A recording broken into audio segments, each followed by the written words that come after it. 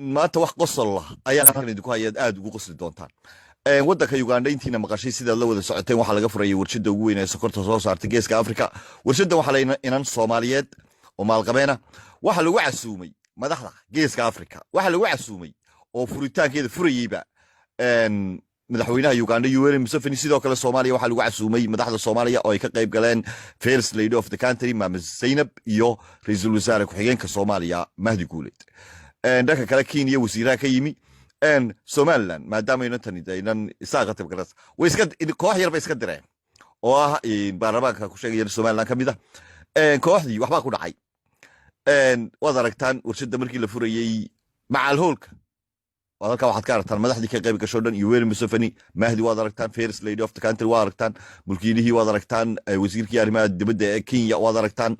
kooxdii Somaliland ka tagtay hoolka daaye daaradeeda inuu mid soo galo waa loo diiday tawaayo madaxda halkan galaysay security-gooda iyo korooraha forest-kooda sidaan iyo dema looma ogolaa waa si wada shacib oo kala ma garanaysa waa halka ka aragtaa First Lady oo barbar socota Mama Zainab oo barbar socota Yoweri Museveni Mahdi Guuleed oo halkaas ka aragtaan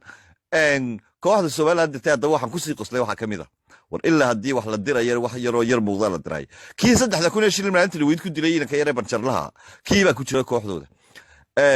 laakiinse iyo kuyo mid gadal bursiyo yaro dameeshu waa baarlamaanna ma aha waa baarlamaanka yar odaga yar dhul baahantay iska hor fadhiyo waxa kale aan aad ugu sii qoslay Mahdi Guuleed baa shalay toole inantu markii la yiri daweeshii yareeyay waqooyigeed ka timina koox baa ay ka timi markaas ay tiri bal magax yar halka geysay tiri bal cuntada ka cunaana bixin doonay iyagoo halkii cunaya Mahdi Guuleed loogu yeeray oo la yiri bal waxa la hadal halkii khudbad buu uga jeediyay wallahi aad baad ugu qoslayso doontaan waa kuwan kooxda la diray Hargeysa laga diray waa kan odagay 3,000 shilin ku dilay inaga yar kan fadhiya uuska yar ku sal ka dhigaya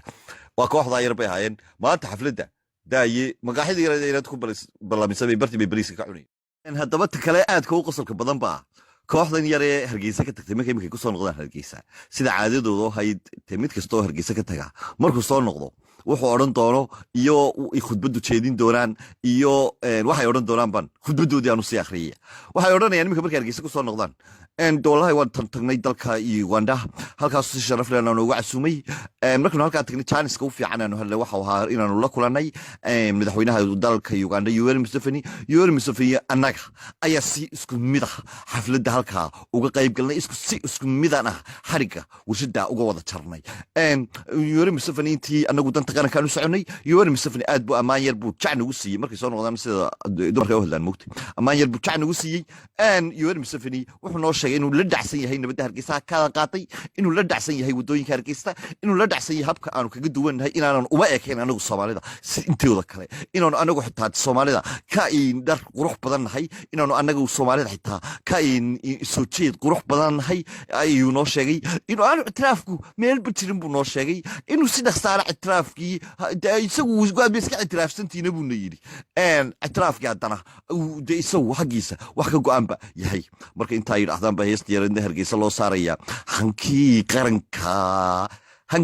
qaranka rumoobay ila daawada hadaba Mahdi raggaas meesha ugu bahdilay khudbadu u jeed marwada madaxweynaha Dr. Amina xildhibaanada labada aqal ee golaha baarlamaanka Soomaaliya iyo xildhibaanada dawladda walaalaha nahay saaxiibka Uganda iyo Kenya iyo mas'uuliyiinta kale saaxiibaday aan isku dheernahay oo Axmed Yaasiin ayaa horkacayo ka yimid Somaliland waqtina wada qaadan doona hadii Ilaahay xafladda intaynu joogno iyo Uganda joognaba waxaan leeyahay dhamaantiin soo dhawaada oo mahadsantihiin waxaan uga mahadcelinayaa Dr. Amina inay isu keentay oo ay xafladdan maanta isugu keentay berrina aynu arki doono kala markhaati noqon doono sida horumar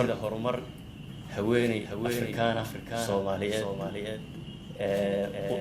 nationality-da kala duwan ee ay sheegtay gabadhii xiriir leh ay u bedeli karto nolosha wax uga bedeli karto meel ay ku xusnay taariikh dagaal iyo rajo ku jiraan in horumarin iyo dhaqaale lagu soo kordhin karo waxay tusaysaa isdhexgalka dhaqaale ee geeska Afrika madaxweyne farmaajo hormuudka ka yahay inay tahay macnaheedu mar walbana ay ku tilmaanay inay tahay isdhexgalka dhaqaale ee Soomaalida geeska Afrika marka taasi qayb ka tahay regional integration ama isdhexgalka dhaqaale ee geeska Afrika ee Soomaalidu wada ganacsato wax wada qabsato iska dhex ganacsato iyo in Soomaalidu ummadaha kala duwan ee geeska Afrika ay ku wada nool yihiin ay la ganacsadaan haddii geeska Afrika wada ganacsado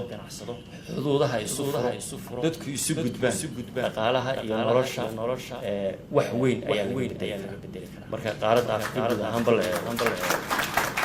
gobolkan geeska Afrika waxaa lagu tilmaamaa kuwa ugu dhibaatada badan laakiin haddii la isla ganacsado la isdhexgalo noloshiisa dhaqankii iyo dhaqan dhaqaalihii isku dhow yahay horumar weyn samayn kara